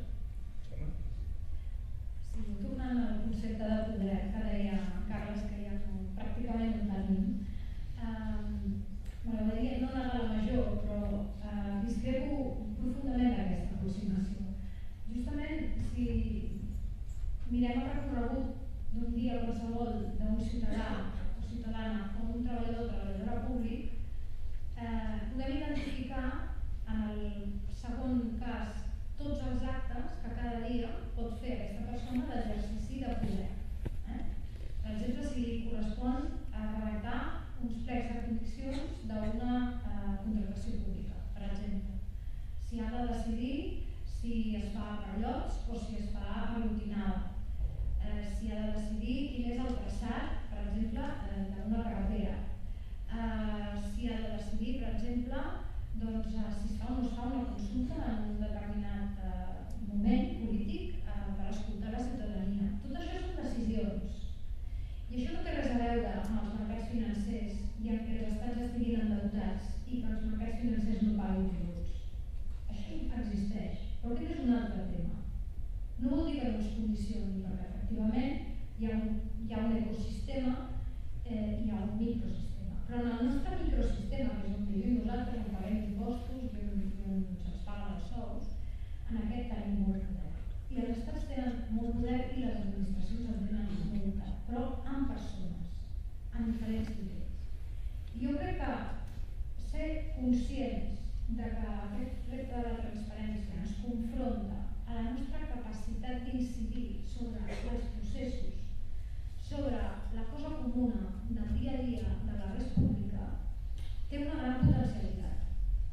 I hem de recórrer segurament debats i terrenys incòmodes, però també molt innovadors. Hi ha una gran capacitat i una gran oportunitat de regenerar, i ho estem veient en iniciatives que s'estan portant a terme en molts indrets, de regenerar plantejaments que han estat presentats amb aquest això no es pot fer d'una altra manera, no? O això em correspon fer-ho a mi, no he de donar explicacions, tots aquests lemes de l'anclatge de l'antic model de gestió. I pel que fa al tema del dret d'accés, que em sembla molt important, perquè clar, també té una altra potencialitat, tot aquest debat dona lloc inclús a poder anar al col·legi d'advocats i dir, escolteu, tenim un bon negoci futur perquè cal fer molta feina jurídica amb la transparència, podem anar al sector dels economistes i començar a explicar-los, sabeu la capacitat que teniu per generar auditories de transparència innovadores, focalitzades en l'organització, és a dir, hi ha molta capacitat d'innovació i de creativitat, cosa que és molt estimulant. Però el dret d'accés també. El periodisme té una gran potencialitat en el dret d'accés. Després és evident que voler publicar el Consell d'Administració la teva notícia, i aquesta és la batalla del periodisme actualment. Hi ha diaris que estan fent una gran tasca de recerca, per exemple, amb el tema de la pederàstia, per exemple. Però hi ha molta potencialitat que no s'està explorant. Però és cert que cal garantir, com diu la llei, la confidencialitat del peticionari. La llei diu això, i ho diu per alguna cosa, ho diu perquè a tots els països que funciona el dret d'accés hi ha anonimització des del principi. Ara, doncs, algunes administracions hem incorporat la llei que s'identifica i després ho anonimitzem. Però això és una perversió de la interpretació de la norma. Sigui qui sigui qui et demani, tu has de lliurar, sempre que no estiguis dintre dels límits restrictius, has de lliurar aquesta informació en el mail que se't enviï com a destinatari d'aquesta informació, sigui qui sigui. I el tercer punt, que discrepo amb la Simona, és el tema dels grups d'interès. Jo crec que és saludable per tothom, sigui quina sigui l'actuació que tu duguis a terme quan vas a intercanviar amb un encàrrec, és saludable per tothom que hi hagi una traçabilitat en termes d'igualtat. Perquè el judici sobre què és més o menys intencionat és un judici subjectiu. I el lobby de les energies renovables pot tenir uns interessos molt més saludables per nosaltres que el lobby de la nuclear. Però llavors entrem a valorar, o per exemple el teu lobby, els dels alimentados i els del govern obert poden tenir per tots nosaltres un valor afegit qualitatiu que inclús podria disculpar d'aquesta. Però clar, si nosaltres comencem a baixar el llindar amb nosaltres mateixos, correm el risc d'introduir alguns efectes correctius en el model que ara mateix està transformat en positiu i no penalitzant aquestes relacions. És a dir, no és un tema de tràfic d'influències, no és un tema d'una influència nociva sobre el càrrec que ha de prendre aquesta decisió, sinó que és una traçabilitat d'uns contactes. Una altra cosa és que hi hagi la necessitat de blindar la discrecionalitat de l'acció directiva en moltes ocasions i també jo crec que potser es pot preveure que de fet està previst així que el contingut de la reunió no hagis de fer-ho públic. Per tant, és un debat que és un altre tema, però tampoc volia deixar-lo de passar perquè va costar molt introduir això i crec que és un tema que tu planteges de forma molt clara i que s'haurà de treballar a fons. Crec que és un tema curt. Molt bé, la paraula jo abans, perdó, ràpidament, perquè t'agraeixo perquè... Perdó, només recordar que ja que estem parlant de participació, tenim un micròfon aquí, podeu preguntar el que voleu, ara Simona respon, però podeu anar pensant preguntes, que això és un debat obert. Moltes gràcies. T'agraeixo perquè m'agrada que no s'entès qual és el meu problema. Jo crec que cada vegada que jo em reuneixo amb qualsevol ha de costar, però no és un problema de traçabilitat. El problema meu és que per estar al registre de l'obri he de posar apareix, perquè és obligatori a la llei, que aparegui en una web que tothom pot accedir, on visc, on jo acabo, per exemple, de canviar-me de casa perquè jo tinc un problema de seguretat, perquè acabo de fotre a la presó Rodrigo Rato i 15 más i no m'agrada que sàpiguin on visc. I doncs jo crec que una vegada més el que s'ha de fer és el polític ha de fer l'esforç, l'agenda del polític, o sigui, cada vegada que hem reunit amb el Departament de Govern Obert s'ha d'escriure, ens hem reunit amb Simona Levi a tal hora i hem parlat de tot això. Jo no tinc cap problema que se sàpigui que s'han reunit amb mi. El que jo no vull i que la meva dada, que jo hagi de fer l'esforç com a activista social, com si fos un lobbista professional, de fer l'esforç de deixar tota la meva dada. És el polític que ha de fer l'esforç. Només per això mateix t'agraeixo que em doni la possibilitat de fer-ho. Alguna pregunta? Hem parlat de moltes coses, jo tinc altres preguntes per fer, anem acabant, però si voleu, ja que parlem de participació estaria malament que no preguntessin res. Carles. Sí? Allà hi ha una paraula? Mentrestant, quan Carles que respongui, després la pregunta. Aprofitaria de per al·lusions, m'imagino que haurem de substituir el que està més d'acord amb tu. I demanar una administració pública i el poder polític, un enorme poder, des de poder micro, de donar una llicència, de poder administratiu, poder de prendre decisions polítiques. I això, la transparència, evidentment, hi ajudarà moltíssim. Hem arribat tard on estem ara, on hem fet un pas important amb la llei i amb aquesta aplicació de la llei. Sabeu que hi ha resistències i els departaments i l'administració pública fan les seves trampetes, té les seves impostures, fan veure que són transparents però realment no són transparents, inclús hi ha decisions preves, farem veure que som transparents però no serem transparents. Això ho he vist en les institucions, això és un període normal, podem dir que ara estem en un procés que no ens invita al cofoisme perquè estem en la situació de transparència translúcida. Ara ja tenim una paret totalment opaca, si tenim una mampara i veiem ombres, però no sabem què són aquestes ombres. Per tant, hem d'avançar en aplicar aquesta llei, implementar-la i aconseguir superar aquesta resistència de la cultura administrativa i més pejoratiu al terme, i després el que volia fer és una agenda de futur, perquè això de la transparència no s'acaba mai. I la transparència és com una línia d'horitzó que com arribes resulta que ja tens una línia d'horitzó. Jo diria que els tres elements per avançar són els següents. Primer, profunditat en transparència. No és transparència, és transparència, retiment de comptes i potser també avaluació de polítiques públiques. Jo sempre he tingut el mateix paquet. Segon element, transparència en dades econòmiques. O sigui, el ciutadà el que li interessa és en què es gasta fins un 15.000 d'euros. I això no ho sabem. Els pressupostos són públics, des de fa 200 anys. L'estat d'execució dels pressupostos també ara en aquesta llei cada determinats mesos ho sabem, però ningú té els pressupostos, amb la qual no serveix per res. Amb la qual hem de fer completament analítica tots els pressupostos a despesa com domèstica perquè el ciutadà sàpiga exactament com va aquest acte. Quan hem cobrat els que han vingut, què val això, què costa l'aigua, és això el que volen saber els ciutadans. I ara els ciutadans no tenen aquesta informació, que és la informació que és més crítica. Els ciutadans només volen saber qui, per què i com prenen les decisions i en què es gasta l'últim cèntim d'euro. Això és el que volen saber els ciutadans. I tercer element, que sempre ve parlat del futur, però és que el futur ja ens ha tapat. L'administració pública ha de ser totalment transparent amb l'intel·ligència artificial que comença a utilitzar. L'administració pública està utilitzant algoritmes. Doncs ha de ser totalment transparent amb la definició dels algoritmes i com s'entrenen aquests algoritmes mitjançant quina informació. Perquè, per exemple, als Estats Units ja hi ha algoritmes que estan dictant sentències, cosa que era un somni per mi, però una vegada els jutges desapareixessin i fossin robots. Però resulta que tampoc la cosa ha anat prou bé, perquè resulta que els algoritmes no dicten sentències neutrals, perquè de fet molt de qui ha construït l'algoritme i amb quins criteris, i sobretot com s'ha entrat aquest algoritme perquè prengui les decisions que és en funció de la informació que tu li vas posar. Perquè en el cas dels algoritmes judicials nord-americans són més racistes que els jutges blancs supremacistes, perquè clar, si fas l'algoritme i a més no li ensenyes fotos de negres, ja sé quan es presenta un negre se'n va a la presó sense que cap sortida.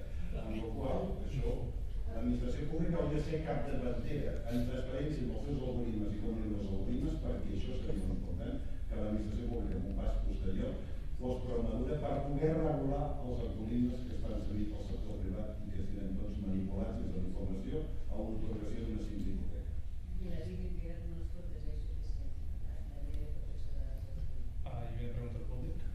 Sí, volia recordar-vos els presents, que són coneixedors a la llei o des dels moviments socials o des de coneixedors de l'administració.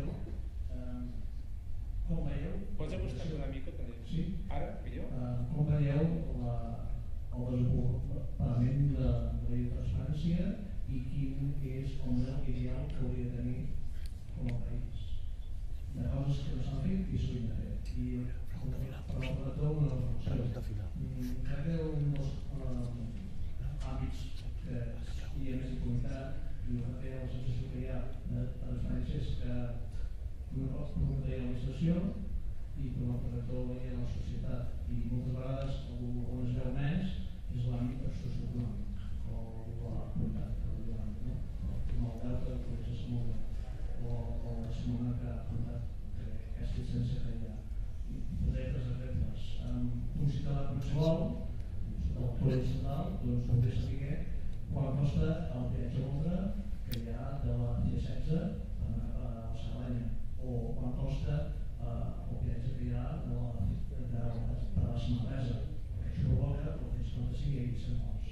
I són una aplicació de data i dades que la ciutadania no té accés. O podríem aplicar a la llei metropolitana on hi ha sous de 100.000 euros o més al directiu de la TMB que la ciutadania no hi té accés. I és diner públic que paguem els ciutadans. I això és un mirall de que les coses no funcionen bé. Com dels tots els algoritmes. L'àmbit públic es pot avançar molt. Potser per crear l'impunitat de l'àmbit privat. O si qui té llicència en l'àmbit públic si vol fer coses. Per exemple, tenim una conselleria de treball, una salut, quantes problemàtiques sanitàries. Hi ha 1.200.000 baixes laborals que no són moltes d'elles reconegudes laboralment. I hi ha una successió d'empreses molt conegudes que hi ha una repetició, perquè no s'actua. I es parla de preventiva. L'administració pública, utilitzant la transparència i facilitant que hi hagi una millor societat. En tot això hi havia una pregunta que era quin seria el referent a seguir. Jo no sé si esteu tots d'acord, perquè han anat sortint dels països anglosaxons. Recordo l'entrevista amb en Carlos que deies, va quedar que el primer capítol de 5 ministres, que és una sèrie d'11 anys, es titulava Open Government. Per tant, tard no, anem molt tard. No? El referent sempre quedem amb el món anglosaxó. Sí, tal com deies, a mi fa molts anys que va sortir precisament això, quan va començar a sortir tot el tema del govern obert, del govern, tu agafes la sèrie 5 ministres i el primer capítol és això, és Open Government. És a dir, tractant d'escriure un llibre blanc, per posar accés a la ciutadania, no sé què. A més ja parlen de les pròpies perversions que l'administració en aquell moment ja tenia, deia que sigui quan més gran millor, perquè quan més es parla menys es sabrà del que hi ha dintre del llibre, és a dir, amagar la informació dintre de la pròpia informació. És a dir, però sí que tenim aquest referent, però també hem de tenir en compte que són tradicions culturals molt diferents, com deies al principi, com parlàvem al principi, per tant, incloure tot això suposa no només un canvi de les administracions, dels partits, com hem parlat, de tot el canvi, sinó també de la pròpia societat. És a dir, s'ha de començar a treballar a les escoles, no només que puguin tenir habilitats per poder accedir a les dades, per poder fer qüestions, per poder fiscalitzar, per poder preguntar. És a dir, hem de canviar tot el modelatge social perquè realment la ciutadania no només tingui aquestes eines a la seva disposició, sinó que també sàpiga que les té i que sàpiga fer-les servir de manera adequada. Quan deies ara això en el capítol que deien com més formació hi hagi més quedarà dissimulada, em recordo una mica la idea que he vist l'entrevista de la Begoña d'infoxicació, no? Al final hi ha tanta informació que estàs intoxicat de tantes coses i no saps. Per anar acabant i tancar ja, comencem de la Begoña cap aquí, aprofitant que estem a la Generalitat, amb el president del món de transparència, que tenim el conseller que està prenent notes mentals de tot el que estem dient. Si haguéssim de resumir una mica allò per acabar de millorar què ens falta, en poques paraules, dins d'aquest horitzó que no s'acaba mai, com deia en Carles, però... A veure, jo crec que una mica de fet. Cal creure-los. Aquí estem parlant molt d'idees i de racionalitat, però també cal apostar-hi i creure-los. Però creure vol dir un petit salt de fe, perquè la manca de confiança és performativa. I sembla que si no confies segur que l'encertaràs. Fins que punt això crees, no? Crees aquest destí. L'èxit del profeta rau, del profeta Agüero, rau que no es compleixi la profecia. No? Per mi és cabdal creure en aquest canvi cultural i organitzatiu. I cadascú des de la seva posició al llarg del dia, unes vegades com a ciutadà, altres vegades com a funcionari, altres vegades com a crític d'aquesta ciutadania, d'aquest funcionariat. No? Però per mi és una important qüestió la de creure el projecte. Gràcies. Bueno, el primer que falta és la informació. Perquè si estàs donant informació, és el que no va perquè no té sistemes d'informació interns prou sofisticats i prou elaborats per donar informació. La funció es pensa que això de la transparència és un problema, és que és un problema perquè no té sistemes d'informació. Primer d'invertir en tenir sistemes d'informació i un cop tens aquests sistemes d'informació, senzillament els fas en obert i ja està. Tal qual com això. Jo mai faria una web de transparència.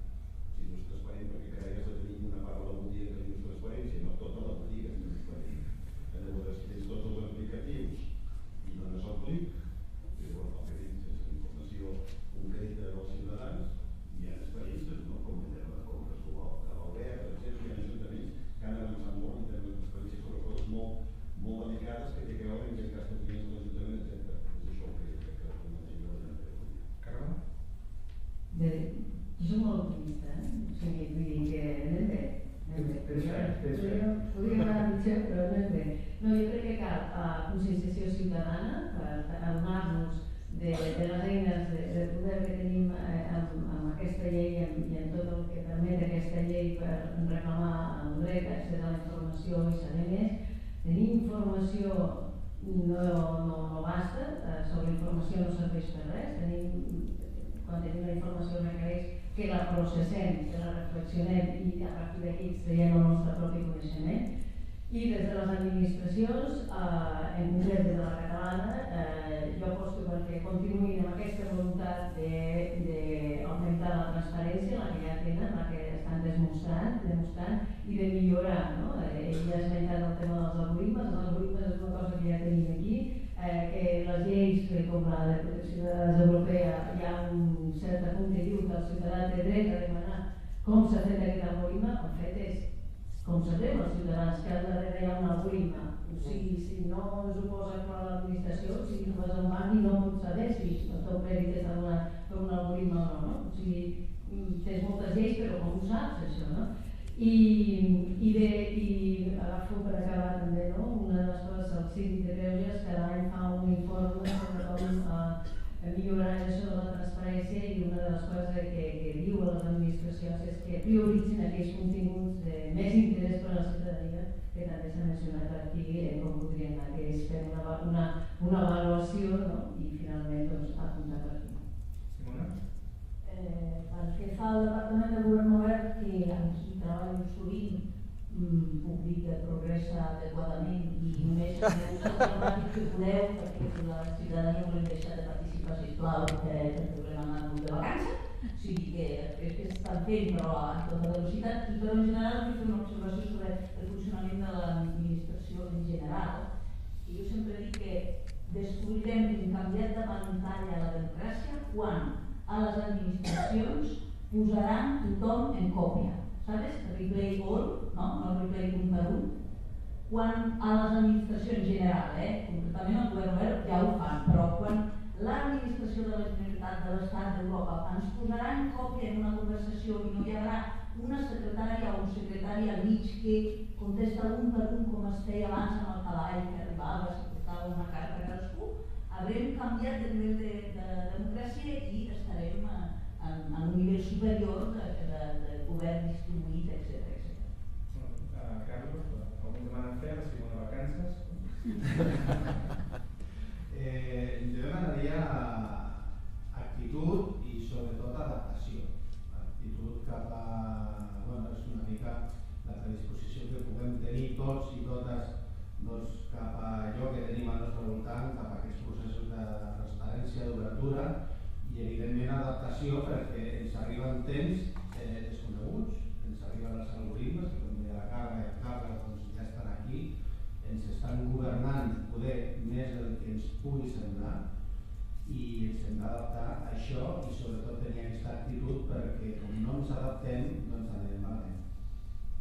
Jo demanaria que parli sobre l'economia, no? Si el govern obert progressa adequadament, doncs que el govern obert parli d'economia, perquè efectivament una de les assignatures pendents és poder tenir accés a les dades econòmiques. És bastant greu, és a dir, la informació sobre deute que tenim ara, avui, conforme aquí ho vaig mirar, més actualitzada està en anglès, en un departament, en una part de la pàgina web que es diu Information for Investors.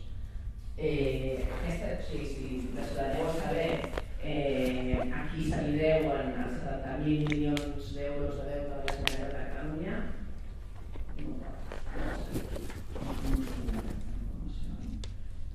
per tant, el tema d'informació econòmica és una assignatura pendent. El tema de les empreses públiques és una assignatura pendent. Jo crec que aquest també és bastant important. Nosaltres vam tenir una experiència amb infraestructures i va començar malament, va acabar millor, perquè vam insistir molt i al final van accedir a donar les que anàvem, però fins i tot ens vam haver d'assessorar amb un advocat de com fer la revisió d'informació perquè ens poguessin respondre, perquè aquest era el nivell. Acompanyament a la ciutadania, és a dir, hi ha aquesta desconfiança per a la ciutadania, que farem amb les dades, acompanyar la ciutadania perquè pugui comprendre aquestes dades també. Descentralització a l'administració pública, la participació ha de ser de proximitat i amb petita dimensió, però perquè això pugui ser eficient des del punt de vista de que la ciutadania pugui tenir incidència en les polítiques públiques ha d'haver-hi una major descentralització i una cosa que ha dit el Carles i no puc deixar d'insistir-hi, avaluació de polítiques públiques i avaluació compartida amb la ciutadania de polítiques públiques. Això és una assignatura pendent, que és que la transparència sense rendició de comptes, sense poder explicar quina és la regla d'aquelles dades, no té massa sentit, i l'administració pública en general, no només la Generalitat, té en això una assignatura pendent. Jo estic participant en processos com a professional, en processos d'auditories de polítiques públiques i és molt complicat, fins i tot quan és la pròpia administració que et demana que facis aquesta avaluació externa de com anaran les polítiques públiques. Jo crec que això faria avançar molt el nivell de confiança de la ciutadania cap a l'administració. Gemma, alguns seran els primers? Bé, hi ha dos eixos. El primer, el compromís ètic, que ha sortit per aquí, i és un compromís que ha de ser substantiu, no ha de ser de caràcter còmode, jo crec que són temps per la incomoditat, i l'altra, consciència de procés, no? Que és una paraula que també estem molt avasats aquí i que sabem que també comporta procés. Per tant, aquesta consciència de procés implica que potser no està donant un servei de res, perquè els serveis o les organitzacions, de forma natural, no estan encara basats en fer públiques determinades dades. En canvi, els òrgans de garantia són els que estan estirant el fil aquest d'Ariadna amb aquestes dades. I això és perquè estem en un procés d'implementació. Jo, des de la meva petita experiència a l'Agència de Transparència de l'Àrea Metropolitana, jo he parlat moltes vegades amb el secretari, amb el Jordi Fos i amb l'Andrés. La realitat és que tenim la capacitat de fer de l'experiència compartida una fortalesa. I tots els organismes que estan dedicats ara mateix a aquest tema, a l'Estat, a nivell europeu, a nivell internacional i a casa nostra, tots estem vivint les resistències com a factors de constatació que estem treballant i estem avançant. Per tant, la identificació d'aquestes resistències és en el moment en què estem ara i la suma d'esforços, treballar coordinadament i ser capaços d'anar generant que aquest procés de canvi de regeneració democràtica acabi fermentant la veritat, que això no es fa en 2 dies i evidentment segurament sempre hi haurà. I jo sobre la idealització del món anglosaxó crec que és un error. Han estat els primers i tenen la paraula d'integritat pública. Però si us poseu a mirar les dades, ells mateixos estan reconeixent que s'han emparat tant amb la marca que ara han de tornar a començar a fer processos, ho coneixeu més d'alguns, de com recuperar la credibilitat de la transparència. Jo crec que això aquí hauríem d'intentar que no es passés. A poc i bona feina. Jo només dir-vos, l'objectiu era fer un debat amè, jo penso que tots ho hem aconseguit, anar a fer la prova al conseller que encara l'acte que se li llegirà feina, però em sembla que una de les conclusions és una mica que se'ns llegirà feina a tots i que hi ha la cosa més transversal i més global del que ens pensem. Moltes gràcies.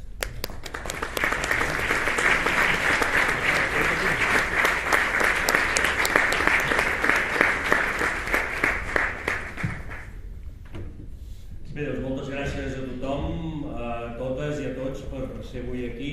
Jo crec que sí, que efectivament doncs, hem aconseguit un debat no exempt de polèmica, entretingut, en el qual doncs, hem anat a fons.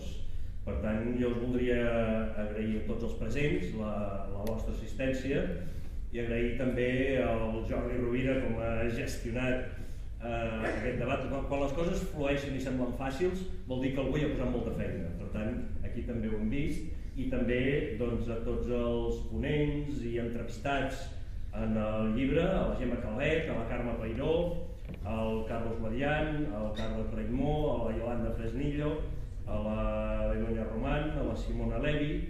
Agrair també a la Diana Riba la teva presència aquí perquè d'alguna manera, a part de portar-nos un missatge del molt estimat Raül i del meu predecessor com a conseller d'Exteriors, Relacions Institucionals i Transparència, però no només això, sinó també el fundador d'aquesta conselleria, no em cansaré de dir-ho. Si estem aquí, si els esforços dels quals hem parlat i que aquí l'equip, que en bona part continua, la Núria Espunya, el Jordi Foz, l'Ismael Crunyès, però el Roger Buch, tots aquells que esteu en aquest àmbit, si tot això ha pogut avançar, no tant com voldria, és cert, no tant com caldria, és cert, però si ho hem pogut fer és perquè des del moment en què el Raül Romeva es va fer càrrec d'aquest departament va tenir molt clar que un govern obert era una prioritat i una necessitat. A mi m'agradaria fer una metàfora que potser semblarà una mica estranya, però que jo crec que ja que hi som, ja que estem en aquest espai, crec que és adequada. O sigui, aquí som en una sala que algun dia algú prou audaç, polític i un equip tècnic i uns arquitectes van decidir que havia de ser una sala oberta. Fixeu-vos en aquesta sala, és a dir, no ho era una sala hipòstila, on a més hi havia petites cambres separades per embats. Aleshores vam fer la part fàcil, que era enderrocar els envalls, però després també algú va tenir prou, abans ho dèiem, actitud, fe, atreviment, per dir no, és que volem una sala diàfana, perquè si això ha de ser un auditori, imagineu-vos com seria de diferent aquest espai i com estaríeu tots fent acrobàcies per tal de veure els ponents si tinguéssim aquestes gruixudes columnes que, com us podeu imaginar, aquestes 6 columnes centrals compartien aquest espai. I algú va tenir, o alguns van tenir prou gosadia per dir no, volem una sala oberta, volem fer les coses complicades, no estem aquí per fer les coses fàcils, estem aquí sobretot per fer les coses complicades. I llavors, a part d'audàcia, va caldre capacitat tècnica i va caldre informació, molta informació sobre quines eren les tensions i els pesos. I al final també va caldre molta imaginació perquè aquí a sobre hi tenim el pati dels tarongers i els tarongers són vius i s'han de regar i per tant també un sistema d'evacuació d'aigües molt enginyós que fa que aquí estiguem bastant secs i confortables. Per tant, quan es fa una sala oberta necessiten coses no tan diferents de quan es vol fer un govern obert, en el qual la comunicació sigui més fàcil, s'estableixi un règim de complicitats i confiances entre aquells que porten la veu cantant i aquells que bàsicament participen a vegades molt, però com a públic. Jo crec que aquesta audàcia la va tenir el Raül i a mi m'agradaria també considerar-me digne successor del que ell va decidir i el que ell va fer. En el llibre hi diu una cosa molt clara i també molt, si voleu, molt emotiva, com a mínim jo la trobo molt emotiva, quan diu que la millor manera que no hi hagi retrocessos és ser capaços entre tots de construir una Catalunya referent en qualitat democràtica. I afegeix: el nostre empresonament, en bona part, té a veure amb el fet que hem perseguit aquest objectiu. Una Catalunya referent en qualitat democràtica. Abans mencionàveu l'esforç de l'1 d'octubre. Va ser un esforç popular. Sense la gent no hauria estat possible, i de participació massiva. Però deixeu-me dir que Raül Romeva i els seus companys consellers, que són a la presó, que són al judici, sense ells tampoc s'hauria pogut fer. I no us explicaré res més, perquè si finalment em criden com a testimoni en aquest judici, no voldria que utilitzessin les meves paraules per fer mal a gent que tots sabem que són innocents i que tots estem. Per tant, la idea de fer un govern més transparent, més pròxim, que generi confiança, més obert, també està darrere d'exercicis com el referèndum de l'1 d'octubre, que va existir. Alguns diuen que no va existir, doncs va existir. Allò de, igual les megas no existen, però a veure les aires. Això qui va pronunciar la frase que el referèndum no es va fer, doncs hauria de saber el proverbi, el refranyer gallec, o sigui, aquestes coses, evidentment, la realitat no la pots figurar. També en el llibre del David Fernández, que no ha vingut avui, aprofito per citar aquells que no han parlat, crec que també és de justícia. Quan diu el mateix sistema ha reduït, vulgaritzat i folcloritzat la llei de transparència per saber només què cobra un polític determinat. És important saber què cobren els polítics o qualsevol persona que ens ha de representar, però cal més ambició. El que ens està dient el David Fernández és que cal més ambició. No és només el morbo de saber què ingressa cada mes, això també, per descomptat, però el que apuntava abans la Yolanda Fresnillo, els comptes, tots els comptes, que és la part del lleó, és la part important, en què gastem els diners dels ciutadans. És tan fàcil com això i és tan legítim que fins i tot impressiona que no haguem avançat més en això, saber en què les administracions gasten els nostres diners. Normalment ens emmirallem en països nòrdics, no? Suècia, Noruega, Dinamarca, Estònia, últimament també, que combinen el creixement econòmic, la fortalesa econòmica, amb unes fiscalitats altes, amb bons serveis públics, amb una despesa considerable pel que fa als diners públics, i hi ha un altíssim nivell de transparència i un baixíssim nivell de corrupció. És casual? No, no és casual. No és casual. Evidentment, diguéssim, els models aquests, que tampoc són el paradís, segurament no és el model últim ideal, però s'hi acosten més que nosaltres, reconeguem-ho. Doncs no és casual. El fet és que la transparència, i sobretot la relació de la transparència amb altres àmbits de govern, permet, facilita les denúncies de corrupció, la detecció de la corrupció, la prevenció de la corrupció. I per tant, és lògic que com més transparència hi hagi, menys corrupció. I és lògic que els governs que se senten forts, que se senten propers als ciutadans, no? Que defensen un estat del benestar i per tant també una complicitat amb les necessitats dels ciutadans, doncs també siguin aquests que poden lluir més transparència i per tant poden lluitar millor contra la corrupció. La paraula clau segurament aquí és confiança, és teixir complicitats, de tal manera que potser en un primer moment, com dèiem abans, deia el Carles, en un primer moment l'aflorament de la corrupció endèmica durant molts anys, dècades o potser segles fins i tot, ens provoqui un primer rebuig de dir, caram, millora la transparència i empitjora la corrupció. Jo diria que aquesta hauria de ser una fase transitòria i potser algun dia arribar a la fase més escandinava del que estem demanant. Aspirem a ser un país amb nivells, com deia en Romeva, d'alta qualitat democràtica i de vegades hi ha gent de l'administració, companys que estan a l'administració o al govern de Catalunya, que posen un interrogant i que jo crec que és pertinent aquest interrogant, que diuen, caram, en aquests moments tan complicats, en aquests moments tan durs, hem de maximitzar la transparència? Ens hem de despullar?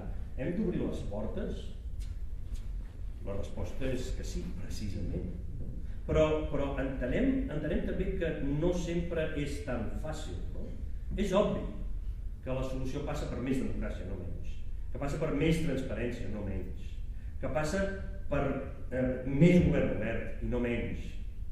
És evident. Però quan t'hi trobes en el dia a dia i amb els riscos i els perills que tens al voltant, no és tan fàcil. És a dir, per donar-vos exemples, hi ha partits presents al Parlament de Catalunya que cada setmana el nostre departament i altres departaments doncs ens ametrallen amb preguntes, sol·licitant informació. De vegades tens la sensació que l'objectiu és col·lapsar l'administració catalana. De vegades tens aquesta sensació. De vegades no. De vegades tens la sensació que realment estan buscant informació que els permeti utilitzar-la en la situació actual contra els seus adversaris polítics. I és obvi que segons quines informacions donis, a l'endemà estaran totes als mitjans de comunicació. La primera reacció davant d'això és a la defensiva. I això és natural, tan natural com la condició humana. És, sens dubte, la reacció equivocada. Perquè el ser més transparents, i encara més en un moment delicat, no ens fa més febles, ens fa més forts. O sigui, encara que t'estiguin demanant, per exemple, quantes visites s'han fet durant els mesos que els presos polítics han estat a les presons catalanes, quantes visites s'han fet, qui ha fet aquestes visites? Bé, hi ha coses que les pots dir, hi ha coses que no, perquè, com dèieu molt bé, hi ha respecte a la intimitat de les persones. Hi ha coses que simplement no pots donar-les perquè transgrediries aquest respecte a la intimitat de les persones. I concretament dels presos polítics. Transgrediries aquest límit. Però hi ha coses que sí, que hi ha informacions que sí que les has de donar.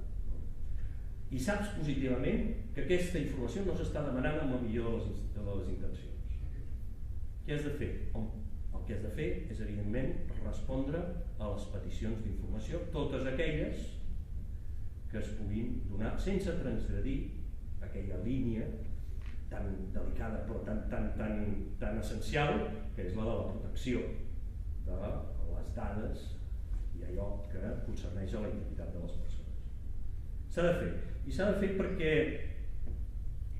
el que fa més mal encara en un moment dur, en un moment en què una administració com la nostra doncs, ha de fer grans esforços per intentar fins i tot administrar de forma normalitzada. El que hem de fer és ser conscients que el que fa més mal és qualsevol fenomen d'opacitat, qualsevol percepció de que s'està ocultant la realitat o la veritat. I no diguem qualsevol percepció de que si no s'expliquen les coses possiblement és perquè hi ha fenòmens de corrupció al darrere. Això fa molt de mal i per tant hem d'evitar aquest mal. Com podem ser més forts? Doncs transmetent la confiança de que no s'oculta res, de que no hi ha cap opacitat i de que no hi ha cap cosa estranya. És a dir, us ho expliquem i us ho expliquem amb tota transparència. Mireu, aquí teniu les dades. Aquí teniu totes les partides pressupostàries. Aquí teniu els detalls sobre el deute del govern de Catalunya, me l'apunto.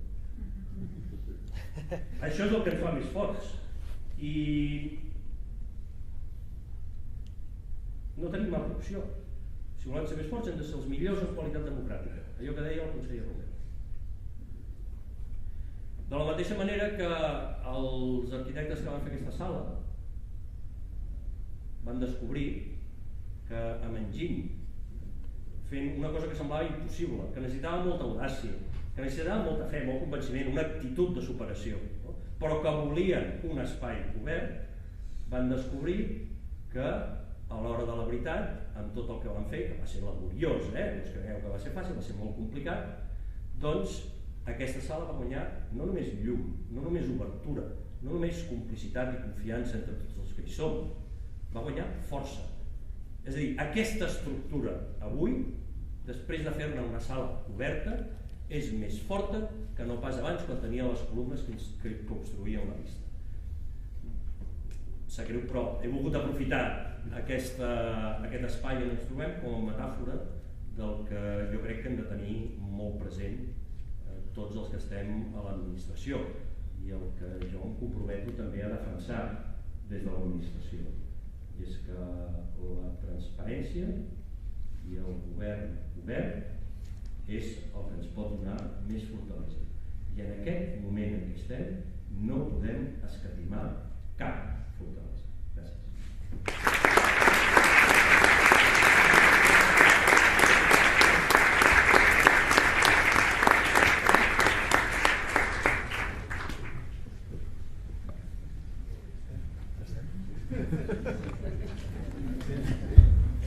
Bé, doncs, una carta per tancar.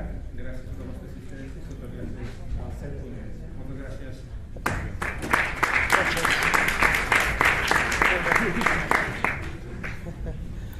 Molt bé, Aquest palau és molt bonic. Algun dia hauria de venir a veure. Veus? Bueno, ja t'hem fet entrar aquí, no? Ara els costa més, això. És preciós,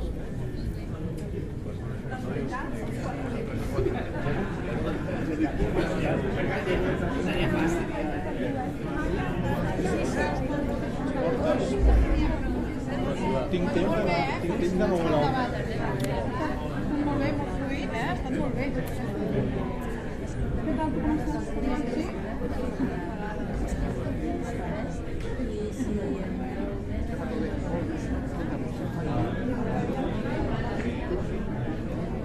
Hola, què tal?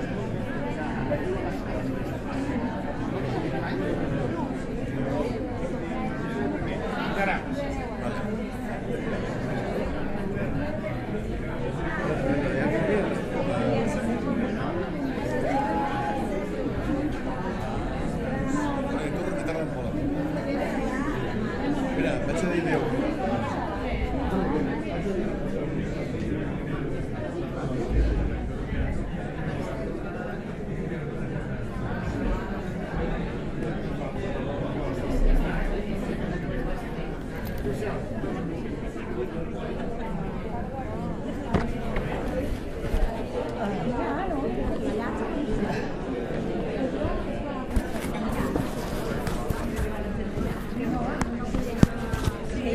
encaminada.